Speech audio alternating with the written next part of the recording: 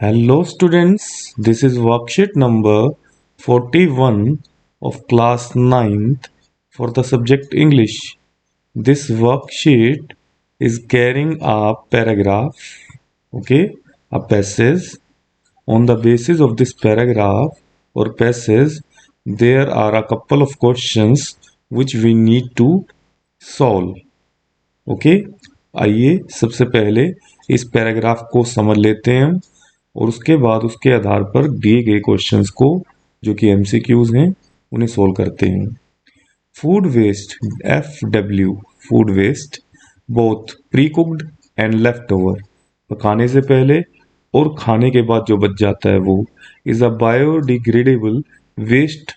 वो एक biodegradable waste है। डिस्चार्ज फ्रॉम वेरियस सोर्सेज जो कई प्रकार से बच जाता है, इंक्लूडिंग फूड प्रोसेसिंग इंडस्ट्रीज से लेकर जो इंडस्ट्रीज फूड बनाती हैं वहाँ पर भी बच जाता है।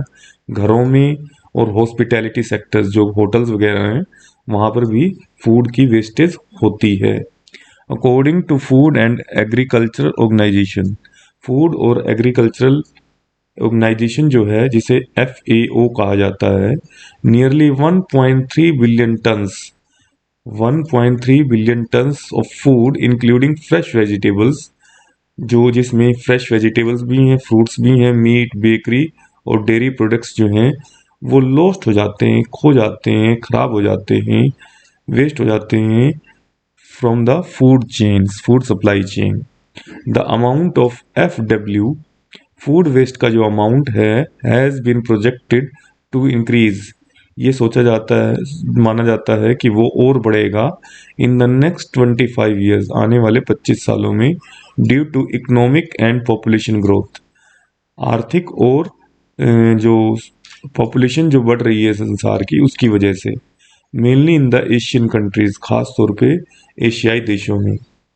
It has been reported that the annual amount of urban food waste, यह रिपोर्ट किया जाता है कि वार्षिक तौर पर जो फूड वेस्ट है शहरों में, खास तौर पे इन एशियन कंट्रीज, एशियाई देशों के शहरों में, वो बढ़ सकता है 278 से 416 मिलियन टन्स तक 2005 से 2025 के बीच में।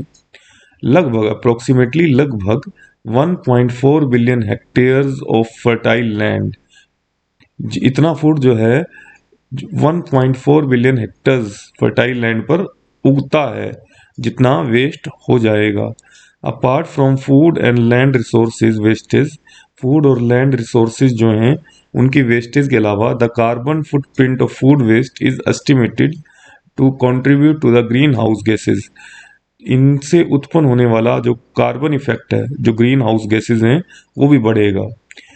एक्यूमुलेटिंग अप्रोक्सीमेटली 3.3 बिलियन टन्स, वो भी 3.3 बिलियन टन से बढ़कर हो जाएगा CO2 इनटू द एटमॉस्फेयर हर साल। Conventionally, this food waste, which is component of municipal solid waste, is incinerated or dumped in open area, which may cause severe health and environmental issues.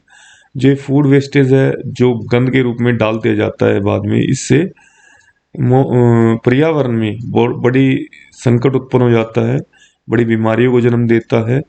Incineration of food waste consisting high moisture content, इसमें high moisture content होता है इस food में, जिसको जलाने पर, incineration तो जलाने पर डॉक्सिन्स उत्पन्न होते हैं, जो कि जहरीले पदार्थ होते हैं वो उत्पन्न होते हैं, विच में further lead to several environmental problems, जिससे बहुत सारी पर्यावरण की समस्याएं उत्पन्न होती हैं। देयरफॉर इसलिए अप्रोप्रिएट मेथड्स आर रिक्वायर्ड, सही मेथड चाहिए जो फूड वेस्टेज से बचा जा सके। Some of the steps which we can follow at our home, अपने घर पर हम कुछ स्टेप्स फॉलो कर सकते हैं, जैसे कि वीकली मील प्लानिंग हमें करनी चाहिए, to look for the best before packaging, और एक्सपायरी हमें देख लेनी चाहिए शॉपिंग करते हुए। Storing perishable items immediately and non perishable items in a clean and dry space, हमें उनको संभाल कर यूज करना चाहिए, जैसे कि first in first out items policy, जिसे जो हम भोजन पहले लेके आए उसे पहले कंज्यूम करें, जो बाद में आया उसके बाद कंज्यूम करना चाहिए। And finally keeping a separate bin for edible waste, और जो खाने वाला वेस्ट है उसके लिए अलग डस्टबिन रखना चाहिए अगर बच भी जाता है तो। आइए इसके आधार पर कुछ क्वेश्चंस कर लेते हैं। Question number 1, according to food and agricultural organization, food और एग्रीकल्चर ऑर्गेनाइजेशन जो है उसके अनुसार nearly 1.3 billion ton of food, लगभग 1.3 बिलियन टन ऑफ फूड क्या होगा, should be out of food chain, वह फूड चेन से अलग हो जाएगा। Gets wasted during the supply, supply के दौरान वेस्ट हो जाएगा। Is consumed by the people, लोगों द्वारा कंज्यूम किया जाता है। Is grown around the world, इसका करेक्ट आंसर है वो वेस्ट हो जाता है फूड सप्लाई चेन में। तो आंसर इसका क्वेश्चन 1 का ऑप्शन बी है। Okay, let's do next question. Question number 2, the annual amount of urban food waste in Asian countries could, जो annual amount of food waste है एशियन कंट्रीज में वो बढ़ सकता है 278 से 416 मिलियन टन तक बढ़ सकता है। इंक्रीज मतलब बढ़ना, डिक्रीज मतलब होता है घटना। तो इसका option C is the correct answer. Question number 3 पर आते हैं।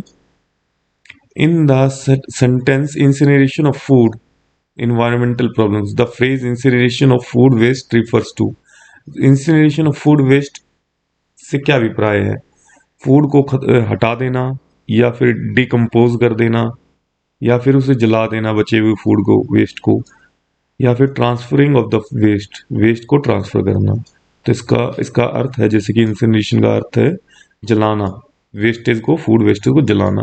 तो ऑप्शन सी जो है करेक्ट आंसर है। Okay, question number 4, the food waste is ultimately nothing but, food waste जो है आखिरकार क्या है, अ बेसलेस एक्विजिशन है, बेवजह की, अ साइन ऑफ प्रोस्पेरिटी, समृद्धि का प्रतीक है, फूड फॉर स्ट्रे एनिमल्स, जो गली में या लापरवाह घूमने वाले जो जानवर हैं उनके लिए है, या वेस्टेज ऑफ रिसोर्सेज, अल्टीमेटली क्या है ये वेस्टेज ऑफ रिसोर्सेज है, साधनों का दुरुपयोग है।